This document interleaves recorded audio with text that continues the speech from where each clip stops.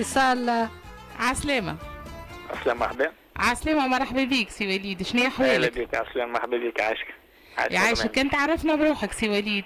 وليد عبد الحميد عياري، شاعر وكاتب وموظف بالوكالة التونسية للتكوين المهني.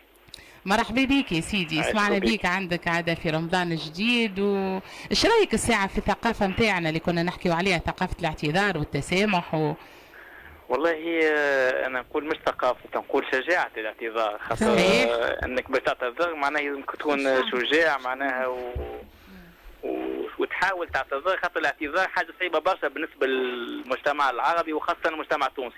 اي صحيح. والحاجة مش موجودة في التقاليد نتاعنا، ثقافة الاعتذار او التسامح مش موجودة، رغم انه الدين نتاعنا ولا التسامح ولا المحبة ولا الاعتذار ولا فيه معناها الصفات الحسنة والجميلة.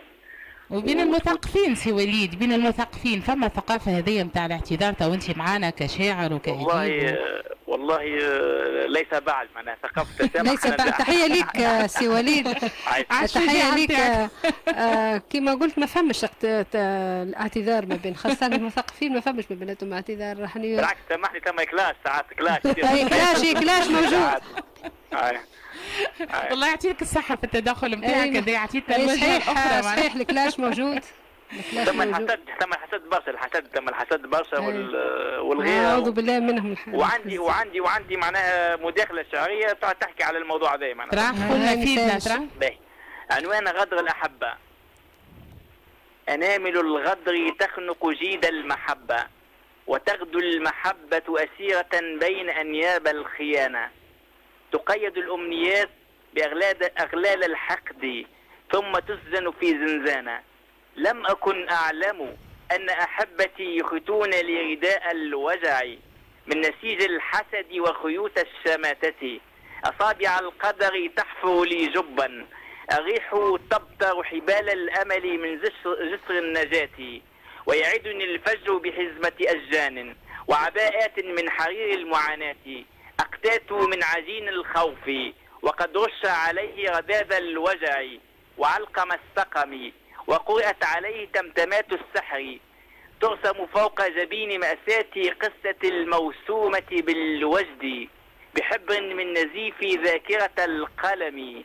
يحرق دمع الممزوج بغبار الأرق صفحات دفتري، فتغدو أفكاري حريقا في بستان العبث، وتصبح ذكرياتي رمادا تذوح رياح الحيرة. وشكرا. يعطي الصحة. حلو برشا. هذه سيمفونية الوجع سي وليد. سي وليد نعرفوه في قناة الإنسان.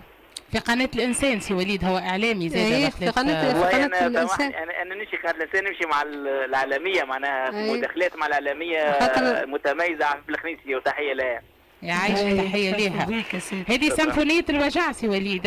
هذه من سيمفونية الوجع، فيها 32 معناها قصيدة تحكي كلها معناها على المعاناة وعلى الوجع وعلى الذات، وفيها قصائد وجودية وإنسانية وروحية أيضا وصوفية. يعطيك الصحة يا سي وليد، والله نحن فرحنا بالمداخلة نتاعك.